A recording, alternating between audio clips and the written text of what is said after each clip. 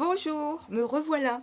Oui, à la suite de la capsule, la dernière capsule donc du 12 juillet, j'ai eu des messages très intéressants, dont je vous remercie, me demandant aussi d'autres définitions, d'autres explications sur ce thème qui est un peu le début, en fin de compte, de ce basculement. Enfin, c'est pas le début, hein, mais ce thème qui marque vraiment quelque chose d'important au niveau de notre terre, au niveau du suivi, au niveau de l'économie, au niveau de la politique, au niveau de plein de choses, même au niveau sportif, n'est-ce pas? Vous avez vu.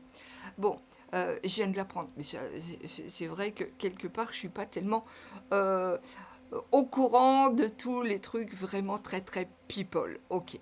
Bon, alors, donc j'ai reçu par mail quelques demandes d'informations supplémentaires. Alors, comme c'est les vacances, hein, et que je suis disponible tout à fait cette semaine, eh bien, je refais donc une petite mise au point sur ce labyrinthe. Et comment sortir du labyrinthe? Alors, collectivement, c'est pas tout à fait explicable. Là, je vous demanderai de retourner aux explications de la capsule labyrinthe numéro 2 du 12 juillet. Maintenant, en ce qui concerne bon, les jours à venir, bon, j'ai remarqué qu'il y avait une lune là le 21, je crois, juillet, qui est assez déterminante. Mais ce que j'ai bien compris, c'est que la plupart des demandes tournaient plutôt sur oui, bah, je suis lion, lune en taureau, qu'est-ce que je vais faire de tout ça? Bon, alors, je ne peux pas répondre individuellement à chaque personne, vous le comprendrez bien. Néanmoins, ce que je peux faire, et ce que j'ai envie de faire là dans cet après-midi, c'est de faire un tour du zodiaque. Un tour du zodiaque où là, effectivement, constellation zodiacale par constellation, je peux vous indiquer quels sont les, les planètes, les transits qui vont être dans votre énergie. Évidemment, vous avez bien compris que ce n'est pas du tout euh, une, euh, une analyse personnelle, hein.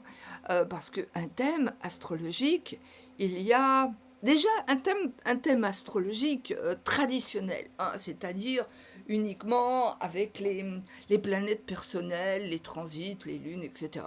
Bon, vraiment le b.a.-ba, quoi. Le b.a.-ba que je pratique pas. Ok, vous avez compris. Euh, il y a au moins 244 paramètres sur un thème non, traditionnel pour l'analyse. Ok. J'ai la prétention de rajouter plus du double et d'arriver à des précisions grâce aussi aux astéroïdes, puis grâce aussi à tous les chercheurs qui, comme moi, vont analyser déjà le thème de la découverte d'un corps céleste. Il y a Elie Astro, il y a Richard Doll, évidemment, Carmela Di Martine et d'autres qui sont passionnés comme moi par les analyses complètes, efficaces d'un thème astrologique, mais vraiment qui est fondamental.